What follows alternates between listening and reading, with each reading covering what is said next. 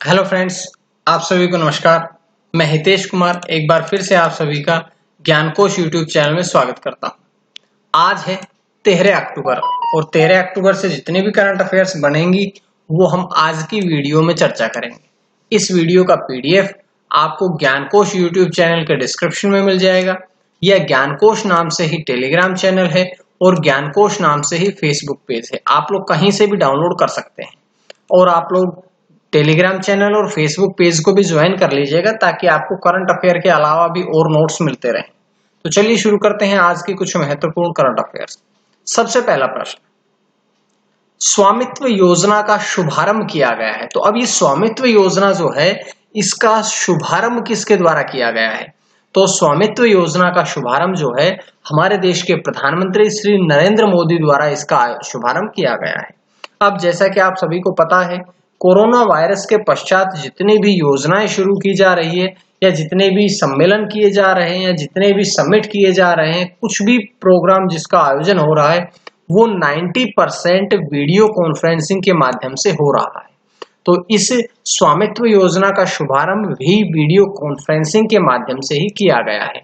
तो ये थी स्वामित्व योजना। लेकिन हम स्वामित्व योजना क्या है इसके बारे में हम पढ़ते हैं। आप चलिए कि स्वामित्व योजना क्या है, इसके द्वारा क्या फायदा होगा, क्या कुछ प्रणाली रहेगी ये, तो इसके बारे में मैं बताता हूं आपको कि ये जो पंचायती राज प्रणाली है उसको स्वामित्व योजना के कारण मजबूती मिलेगी।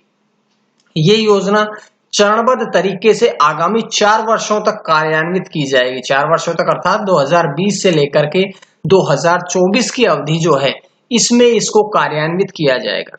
देश भर के लगभग 6.62 लाख गांवों को कवर करेगी ये योजना।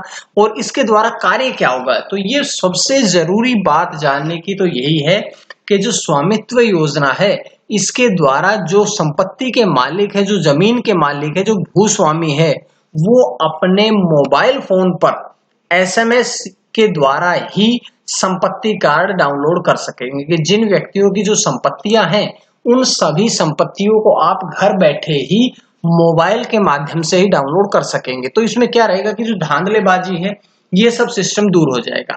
अब अगर हम बात करें स्वामित्व योजना के चरणों की, तो ये 6 राज्यों में शुरुआती जो पहला चरण है वो 6 राज्यों में इसका शुभारंभ होगा। और 6 राज्य कौन कौन से हैं?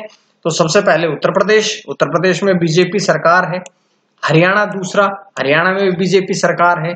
तीसरा है महाराष्ट्र, मध्य प्रदेश, उत्तराखंड और कर्नाटक। ये 6 राज्य ऐसे हैं, इन 6 राज्यों के 763 गांव सबसे पहले चरण में इस योजना का लाभ ले सकेंगे।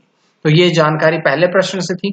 उसके बाद है अगला प्रश्न, ईफेल ग्रैंड प्रिक्स 2020 के विजेता बने हैं। तो ईफेल ग्रैंड प्रिक्स F1 रेस होती है, फॉर्मूला रेस होती है, इसके विजेता कौन बने हैं? तो इसके विजेता बने हैं लुइस हैमिल्टन। लुइस हैमिल्टन जो है वो इसके विजेता बने हैं। ये कहाँ के हैं लुइस हैमिल्टन? ग्रेट ब्रिटेन के हैं। और जरूरी बात यह है कि जब भी कोई विजेता बनता है F1 रेस का तो आप उसकी कंपनी के बारे में जरूर पढ़े। तो जो लुइस हैमिल्टन है वे मर्सिडीज कंपनी के ड्राइवर हैं। अगर हम बात करें उनकी, तो उन्होंने महान माइकल शूमाकर की बराबरी कर लिया। माइकल शूमाकर ने भी इतने ही ग्रैंड प्रिक्स जीते थे। और बात करें अगर हैमिल्टन की, तो हैमिल्टन इस सीजन की उन्होंने 7वीं जीत हासिल करी है। लेकिन अगर उनके पूरे करियर की बात करें तो उनके करियर की ये 91वीं जीत है। 91वीं जीत का अर्थ यह है कि 91 जीत ही एक और उनसे पहले महान व्यक्ति हुए हैं माइकल शूमाकर, उनकी भी 91 जीत ही है। 2013 के बाद से उनका एक्सीडेंट हो गया और वो अभी कोमा में ही है। अब बात करते हैं दूसरे स्थान पर कौन रहे। तो दूसरे स्थान पर रहे हैं मैक्स वर्स्टेपन जो कि नीदरलैंड्स के हैं और रेडबुल कंपनी के ड्राइवर हैं। तीसरे स्थान पर रहे हैं डेनियल रिकार्डो, ऑस्ट्रेलिया देश के हैं और रेनॉल्ट कंपनी के ड्राइवर हैं। तो ये पूरी जानकारियां यहां से मिली है। आप लोग ध्यान रखिएगा, जब भी किसी F1 रेस या ग्रैंड प्रिक्स के बारे में पढ़ें तो उस ड्राइवर की कंपनी को जरूर आप लोगों ने पढ़ना है, क्योंकि बहुत से एग्जाम्स में इस प्रकार से पूछी जाती है। उसके बाद है अगला प्रश्न, 8 समुद्र तटों को मिला ब्लू फ्लैग प्रमाणन। ब्लू फ्लैग प्रमाणन जो है वो हमारे देश के 8 समुद्री तटों को दिया गया है। और अगर हम बात करें ये 8 समुद्री तट कौन कौन से हैं, तो सबसे पहला द्वारका में शिवराजपुरम समुद्री तट, दूसरा है दीव में घोगला समुद्री तट, कर्नाटक का कसारकोड समुद्री तट और कर्नाटक का ही पदुबिद्री समुद्री तट, उसके बाद केरल का कपट, आंध्र प्रदेश का रशीगोंडा, ओडिशा का गोल्डन बीच और A&N द्वीप में राधानगर समुद्री तट। तो इन 8 समुद्री तटों को ब्लू फ्लैग प्रमाणन मिला है। और जरूरी बात यह है कि अभी तक विश्व में 8 समुद्री तटों को पहले प्रयास में ही इस पदक से या ऐसा कहें कि ब्लू फ्लैग प्रमाणन से सम्मानित नहीं किया गया है। तो ये बहुत जरूरी बात थी। अब देखिए ब्लू फ्लैग प्रमाणन के बारे में हमने पढ़ा है, तो लेकिन ये तो पढ़े कि ब्लू फ्लैग प्रमाणन है क्या। तो चलिए अब हम पढ़ते हैं ब्लू फ्लैग प्रोग्राम के बारे में। समुद्री तटों और बंदरगाहों के लिए ब्लू फ्लैग प्रोग्राम जो है वो एक अंतरराष्ट्रीय गैर सरकारी और गैर लाभकारी संगठन foundation for environmental education FEE द्वारा चलाया जाता है। तो ये बात भी आपको समझ में आई कि ब्लू फ्लैग प्रमाणन जो है वो किसके द्वारा चला जाता है, वो चला जाता है FEE के द्वारा, यानी कि फाउंडेशन फॉर एनवायरमेंट एजुकेशन के द्वारा चलाया जाता है। सबसे पहले 1985 में फ्रांस में शुरू किया गया था और उसके पश्चात 1987 में ये पूरे यूरोप में लागू किया गया। अगर हम बात करें यूरोप से बाहर की, तो वर्ष 2001 से इसे यूरोप के बाहर भी लागू किया गया था। तो ये पूरी जानकारी हमने इसके बारे में पढ़ी है। अब हम बढ़ते हैं अगले प्रश्न की तरफ। ग्रैंड स्लैम 2020 प्रतियोगिता का आयोजन होगा। तो ग्रैंड स्लैम प्रतियोगिता 2020 का आयोजन कहां पर होगा, सबसे पहले तो कब होगा। तो इसका आयोजन जो है वो 23 से 26 अक्टूबर 2020 को होगा। कहां पर होगा, बुडापेस्ट में होगा। और बुडापेस्ट कहाँ है, हंगरी में है। तो यहां पर ये समझना है कि ग्रैंड स्लैम 2020 प्रतियोगिता जो है वो 23 से 26 अक्टूबर तक बुडापेस्ट हंगरी में आयोजित की जाएगी।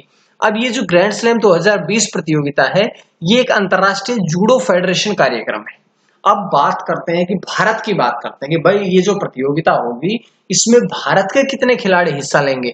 तो इस प्रतियोगिता में भारत के 5 खिलाड़ी हिस्सा लेंगे, बहुत जरूरी बात है। और इन 5 खिलाड़ियों में 2 महिला खिलाड़ी है और 3 पुरुष खिलाड़ी है। पहली बार ऐसा हुआ है कि भारत के 5 खिलाड़ी जूडो खिलाड़ी इस प्रकार की प्रतियोगिता में हिस्सा ले रहे हैं। बहुत महत्वपूर्ण प्रश्न था, तो आप लोगों के सामने रखा है। अगला प्रश्न, 100 रुपए का सिक्का जारी किया गया। देखिएगा अभी तक जो हम लोग प्रयोग करते हैं वो 10 रुपए के सिक्के तक का प्रयोग करते हैं, लेकिन अब भारत देश में 100 रुपए का सिक्का भी जारी किया गया है। तो अगर हम बात करें 100 रुपए का सिक्का किसने जारी किया है, तो ये जारी किया है हमारे देश के प्रधानमंत्री नरेंद्र मोदी द्वारा ये जारी किया गया है। हम बात करें इस सिक्के की, तो ये 12 अक्टूबर को विजया राजे सिंधिया की जन्म शताब्दी यानी कि 100वें जन्म के उपलक्ष्य में ये जारी किया गया है। अब बात करते हैं भाई जो विजया राजे सिंधिया है वो कौन है। तो जब बीजेपी पार्टी की स्थापना हुई थी तो उन संस्थापक सदस्यों में ही विजया राजे सिंधिया भी एक व्यक्ति थे।